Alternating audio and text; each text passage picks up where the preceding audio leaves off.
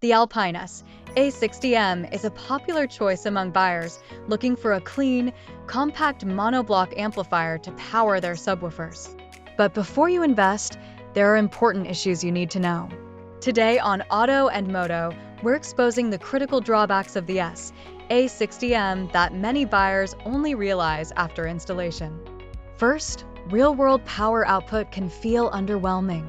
While Alpine advertises 600 watts RMS at 2 ohms, multiple tests show that actual output can be slightly lower under daily operating conditions. If you're running a demanding subwoofer setup, you might find yourself wanting more headroom.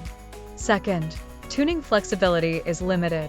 The S-A60M offers basic low-pass filter and bass boost controls, but serious audio enthusiasts will quickly notice the lack of advanced tuning features like subsonic filters or fully adjustable phase control. This makes it harder to dial in an optimized, perfectly clean bass response without external processors. Third, it's not the best match for higher-end subs. If you're investing in a high-performance subwoofer that demands clean, robust power delivery, the S-A60M may become the bottleneck in your system. It's fine for mid-tier subs, but if you're pushing premium drivers, it simply won't maximize their potential. Fourth, thermal management under heavy loads isn't perfect. While the amp has a decent heatsink design, extended high-power sessions can cause the unit to get quite warm. In poor ventilation setups, thermal protection could kick in, reducing output or shutting down the amp temporarily. Fifth, there's tough competition at the price point.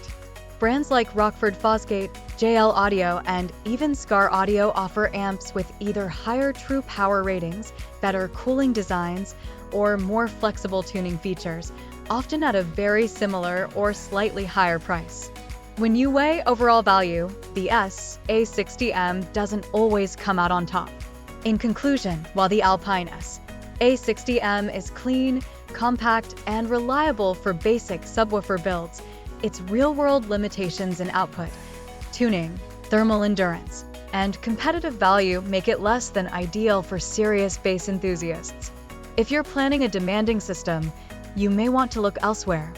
For more professional car audio reviews and honest buying advice, subscribe to Auto and Moto.